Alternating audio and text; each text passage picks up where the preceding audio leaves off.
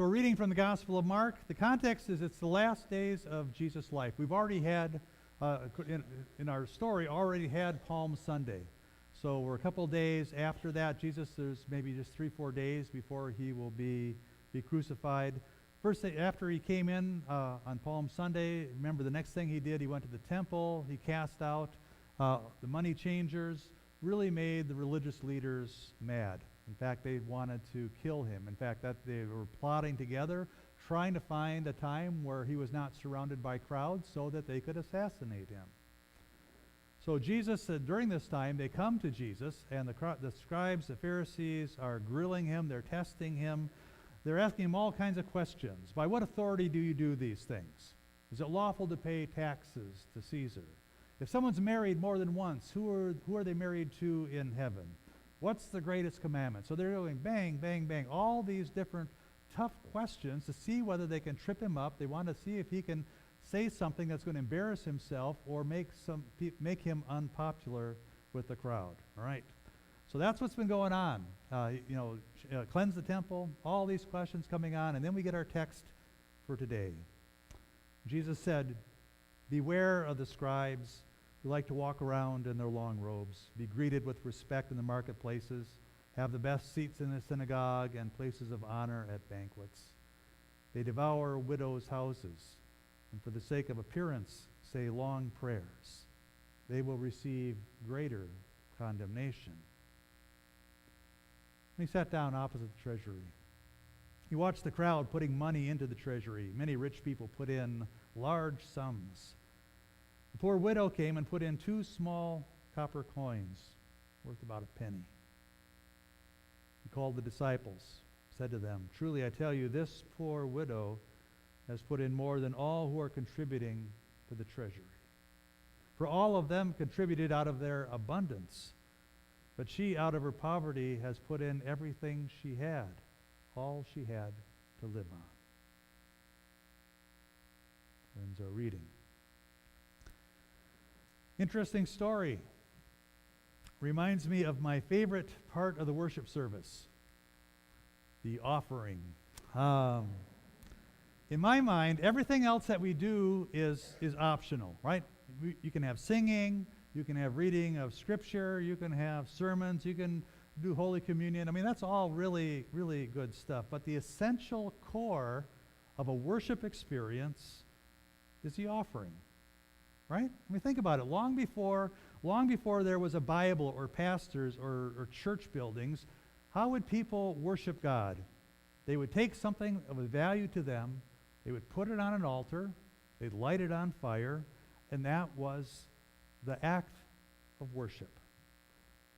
It was a culture that wasn't based on currency, so they offered whatever it was that they produced, right? If they were farmers, they would bring in the grain. If they had olive orchards, they would make olive oil or wine or a lamb from their flock, and they would take whatever it was that they produced and bring it to offer a portion of that to God as a way of saying thank you. So I thought if we're really going to do our offerings in a biblical way, we should do the same thing. So we're going to take our offering, and as it comes in here, we'll simply light it on fire and offer it to God. Or not. Okay, we won't do that. All right. That would be the biblical thing to do. And that's what the Bible says. You take that which is valued to you, you bring it before God, and you offer it up as a burnt offering. But how is that worship? Right? How is destroying something giving it to God? I always puzzled me about that. It's not like God needs anything from us, right? The earth is the Lord's. Everything in it belongs to God already. It's not like there's anything that we can give to God that God doesn't already have. So here's the thing. It's not about God's need to receive something from us. That's not what the offering's about. Not about God's need to get something from us. It's about our need to give something, right? There's a big difference there. Some people treat the offering as sort of a necessary interruption in the middle of a worship service. Let's get this over with so we get back to the main thing, giving God thanks and praise. As opposed to saying, whoa, this is how we give God thanks and praise. So here's the thing. We don't have an offering on Sunday because we have bills to pay or because we want to do things to help people. right? Now, we do use the offering money to pay bills and to help people, but that's not why we have an offering. We have an offering so we can worship God, so we can give thanks for the ways God has blessed us. And we show thanks by giving something of value to us. The more valuable it is, the more meaningful it is to us. When Jesus held up the widow as an example, it wasn't because the value of her coins were so great. It wasn't. It was a penny. The value of the coin to her, though, was her whole life. This was all she had. So for her, on face value, it didn't look like much, but for her, it was extremely valuable. When the wise men came to worship baby Jesus, how did they do that? Did they say, pull out your hymn books, let's turn to hymn number 375, and let's sing a song, and then we're going to do a liturgy? No, the way that they worshiped was to bring gifts and to offer it to Jesus. That was what worship looks like. Take something. Now, did baby Jesus need frankincense and myrrh? No. I mean, it wasn't something that Jesus needed. This was something that was important to them. The act of worship was to take something valuable to them and offer it up, whether Jesus needed it or not. I mean, that's why when we think of gifts, when we make gifts, some of you have made homemade gifts, and it's so much more satisfying to be able to make a gift because we have something of ourselves in it. Our time, our energy went into creating this gift. Or even if you purchase something, if you really had to think about it, what's going to be the gift that's really going to be the right gift for this person? Or I had to search, to find just the right gift. Because of the energy we put into that, that's what makes that gift valuable. Not the amount of money we spent on it, but how much of ourself is in it. If we didn't put any money or resources or energy into getting the gift, someone just put our name on a card, it doesn't really mean much. If we give something that we don't value, it's not a big deal. It's just a ritual. The more we value, the bigger the deal. So, offering. It's not bill paying. I mean, there's no joy in paying bills.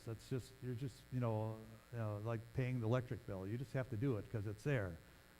Our offering is giving something to God, right? Saying thank you. How do we say that to God? Anyone can say the word thank you and not mean it. When you write a check, it's harder to write a check and not mean it. All right, it's something something at stake for us as well. But when we talk about worship, worship is not really about us, right? Worship is about God. There's some people who will leave a church because they're not getting anything out of it. Ever talk to someone? Maybe you've done that. I think some people will do that. They say, I'm not getting anything out of church, right? Someone said something I didn't like, or it's too liberal, or it's too conservative, or they didn't offer the program that I want, so I'm gonna find another church. That's one way to look at church, that the church exists to serve my needs. And if it doesn't, I'll find another one. It's sort of a country club model of church, right? You have benefits and membership, and that's how some will maybe take a look at church. But here's another way of looking at it. What if the main idea of worship was not somehow for me to receive something, right? But for me to give something. I mean, it changes it completely. Right? It's not about what I get out of it. It's about, here's my opportunity to give thanks and praise to God. Doesn't mean I don't work hard to prepare something that you get something when you're here, right? I'm going to still study the scriptures, and we're going to choose songs that are meaningful. We're going to do things that help address the needs that we have. But we do that simply to create an environment where you can come and experience the presence of God and be able to offer your thanks, your praise. An amazing thing happens when I quit making things about me, right? What I want, what I need. And I find in unexpected ways my wants, my needs get met when I quit focusing just on that. I think it's virtually impossible to be self-centered and worship at the same time, because the very act of worship is taking me out of the driver's seat and putting God there, turning my attention not from me and what I want, but what is it that God desires? If we never get to that place, we never really get to worship. But that's what worship at its core is about. That's why, for me, the offering becomes my favorite part of the worship service, because that is the point where we take that of which is value to us and we give it away. So when it's time for the offering, and it comes, and the plate's coming around, if you find yourself giving out of a sense of compulsion or guilt or shame or self-interest or a way to exert influence, don't bother, all right? That's not an offering. It's just money exchanging, all right? There's better ways to use money, all right? But if the offering plate comes and say, here is a chance for me to say thank you to God out of a glad and generous heart, to express how I feel about God, then you've come to the right place. In fact, offering might be the most fun you have all day. Is this my chance to give something to God? Now, once we figure out why we give, then we can start talking about the other things. We can talk about where, when, how much do I give, and that's what these stewardship packets are all about, to help us in that process to do that. I just want to say just a quick word about the how much. All right, we talked about why. The contexts are so different. It's hard to put a dollar amount for people. All right, because everyone's context is very, very different. The widow said Jesus said the widow gave more than the rich people did because they gave from their leftovers, but she was giving her all, everything that she had. So it's not the amount of the gift. It's what does this mean to you? And so how do I know whether I'm giving enough or not? So here's my rule of thumb. If you can give a certain amount and not miss it, you're not giving enough. All right? If it comes from the leftovers that you don't even notice it, your life goes on just streaming by and you don't have to make any adjustments to your life at all, then it's probably not enough. And so I don't like to work from hard numbers. Percentages seem to work better for me. All right? And so in your chart, you're going to find there's a chart that looks something like that. And I find it's helpful.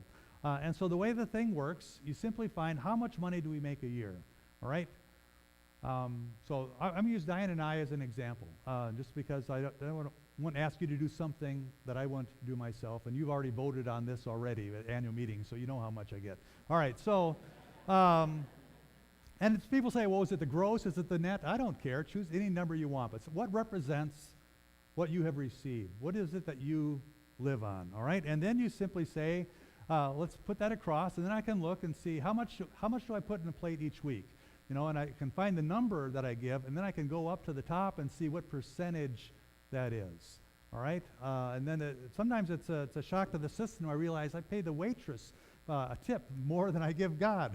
All right, you know, and I say, wait a second, maybe I need to adjust this a little bit. I thought I was being a very generous person, and here I'm giving 2% for something like that. So once you figure out what you want to do, then you say, well, maybe what's a target?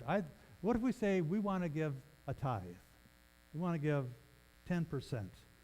Then you just take that, you put it down there, and where the two lines cross, you say that's the amount each week that goes into an offering plate. Diane and I started doing this about 40 years ago. You know, we decided, and it was easy when you only made $5,000 a year. It gets a little tougher as that number gets bigger, but we've never regretted being able to do that. We've never been gone without because that we were giving generously, or that we were saying this is our way of saying thank you to God. So here's an experiment. I want to invite you to do this, all right? Try increasing your giving to whatever percent you want, whatever percent you think sounds right, all right? Or maybe you can't get all there at once, and you're going to do it little increments at a time, but do this. Try it for 3 months. Don't even commit for a whole year. Just try it for 3 months, and then after 3 months, I want you to reflect.